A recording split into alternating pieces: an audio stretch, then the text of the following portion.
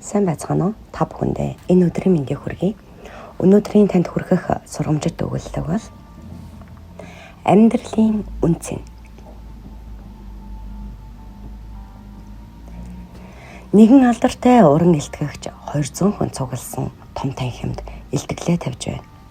Гэтэл тэрээр гинэд $20 дэвсгэрт гаргаж ирээд хэн нэгэн үүнийг авахыг хүсэж байгаа эсэхийг асуухад хүмүүс бүгд гараа өргөв. Илтгэгч энэ мөнгийг та нарын хэн нэгэнд өгөх болно.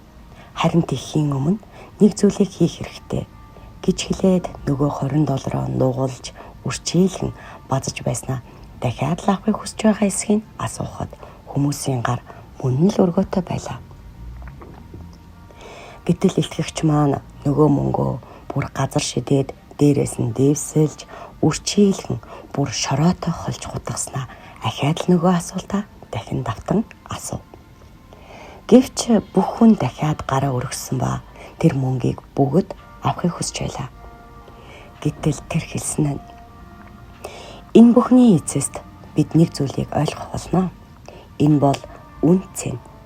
Ингэж ярьж байгаагийн гол утга нь би энэ мөнгийг үрчийлгэж, базалж, дэвсэлсэн ч энэ бүхэн түүний үнцнийг алдагдуулахгүй. Тэр одоо ч $20 хэвээр.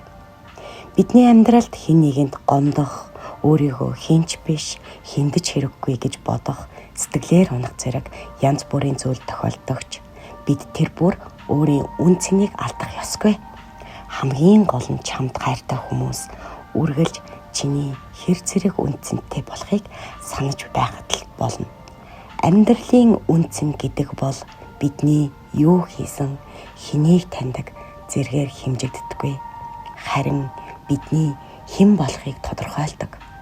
Үүнийг хизээж мартаж болохгүй гэж ахин дахин давтан хэлж гин. Сургамжит өгүүлэг номноос сэтгэлэн танд хүргэлээ. Та илүү ихийг сонсохыг хүсвэл манай сувгийг лайк дарж бусдад түгээж биднийг дэмжээрэй.